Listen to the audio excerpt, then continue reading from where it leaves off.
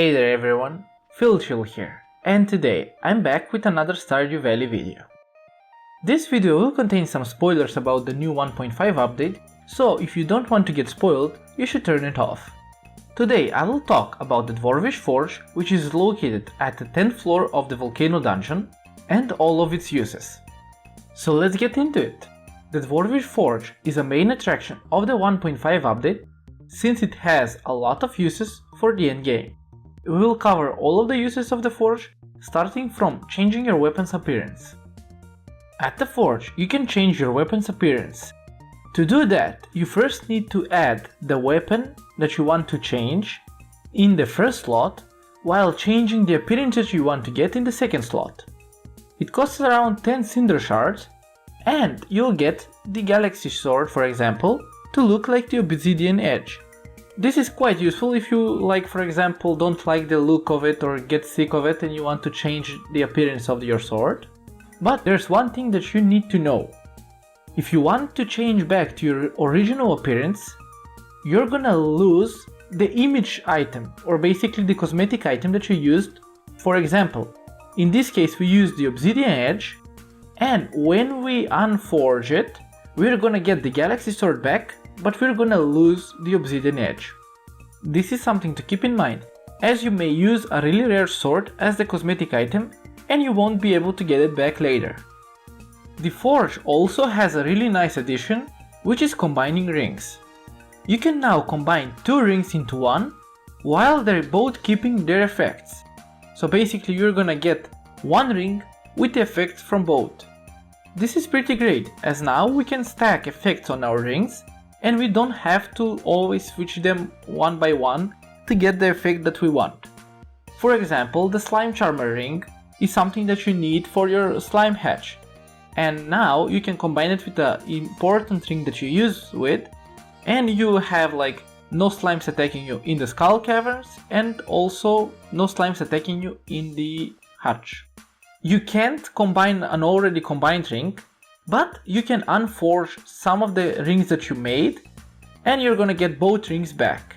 This is okay, as sometimes you may want to switch the combinations of rings or things like that. The thing is, if you want to combine something, you just need 20 cinder shards for the combination to work. It's quite expensive, as you can enchant tools and weapons at that amount, but still, it's gonna come quite in handy when you need to remove some of the rings that you don't need. Another pretty neat thing that we get with the update is that the forge can now forge our weapons. We use gems to add buffs to our weapons, which increases their stats. Forging weapons works on a principle that you can forge your weapons up to 3 times using gems. Every gem has a different buff that you can add to your weapon, and you need to choose from which ones you would want to add to your weapon. After forging your weapon 3 times, you no longer can forge it and only you can enchant it. First we have the aquamarine, which increases crit chance. The ruby, which adds pure damage to the weapon. The jade, which increases crit power. The emerald, which increases weapon speed. The amethyst, which increases knockback.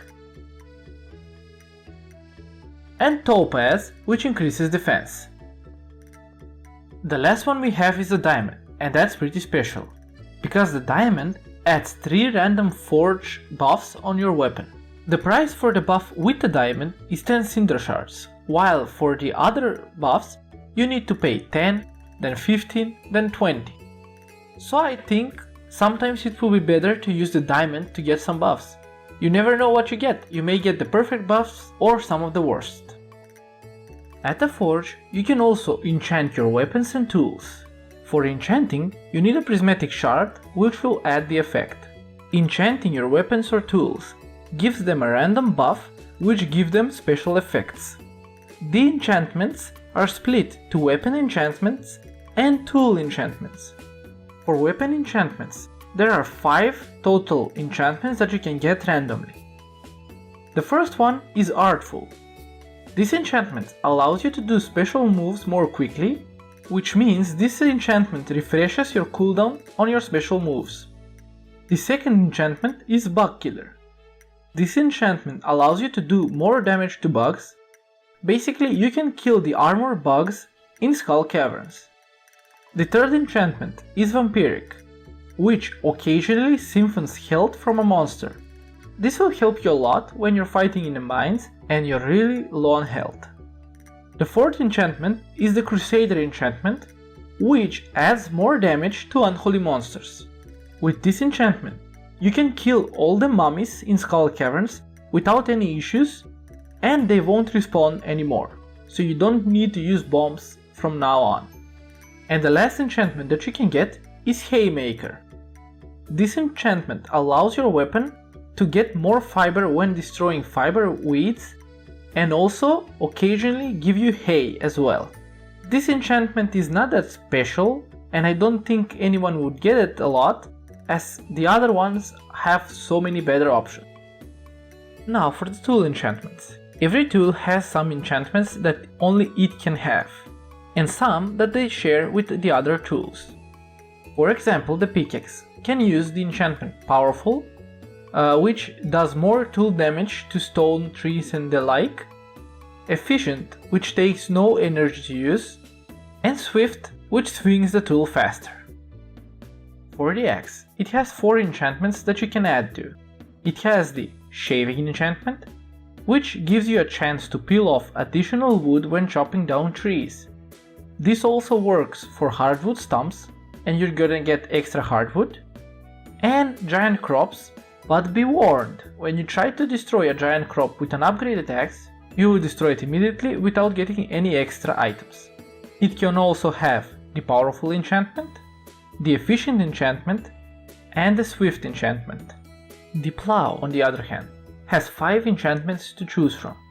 You have the Reaching enchantment, which increases your charge-up capacity for a greater area of an effect, which adds the ability to the Plow to dig up a greater area when you're digging.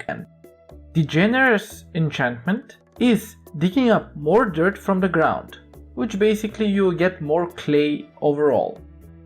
The third one is the Archaeologist, which adds a greater chance of finding artifacts or bone. This enchantment is really good, as you have a greater chance of completing the museum collection with this one. The fourth enchantment is the Efficient enchantment, and the last one is the Swift enchantment. For the Watering Can, it only has 3 kinds of buffs, and those are Bottomless, which allows the watering can to never run dry. This enchantment is pretty good, as you no longer will need to refill the watering can, but you can only use it if you have enough energy. The other 2 buffs for the watering can are Efficient, which will work pretty good on the beach farm, and Reaching, which increases the range of the watering can. And last but not least, the Fishing Rod, which has 4 different enchantments. The Fishing Rod has the Master enchantment, which increases your fishing level, the Auto Hook enchantment, which automatically hooks a fish when you go fishing. This works on the principle that you don't have to press anything when the notification for a fish bite comes up. When a fish bites the tackle, you're instantly transferred to the fish minigame.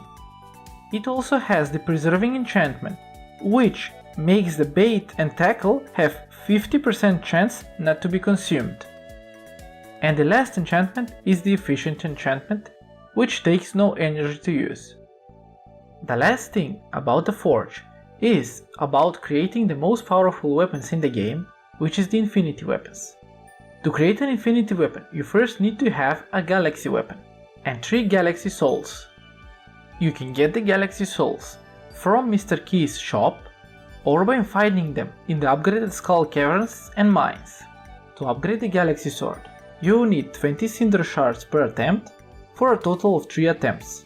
After using all of the Galaxy Souls, you will get the Infinity Blade, which is a really powerful weapon and really good looking. This is how you acquire the most powerful weapon in the game, so you can use it in your playthroughs. And after forging your weapon, you can also enchant it, making it even more powerful. Well, thank you for watching, and I hope you found this video helpful. If you'd like to see more of these, feel free to subscribe to the channel as I will be making more of these in the future. The forge was one of the best things that was added in the 1.5 update, as now you can forge rings, forge weapons, enchant weapons and tools, which will help you a lot in your playthroughs. What do you think? What's the best enchantment or forge buff that you can get? Feel free to leave a comment as I would like to hear your thoughts. Well, that's it from me. I hope you have a great day, stay safe, and I will see you in the next one.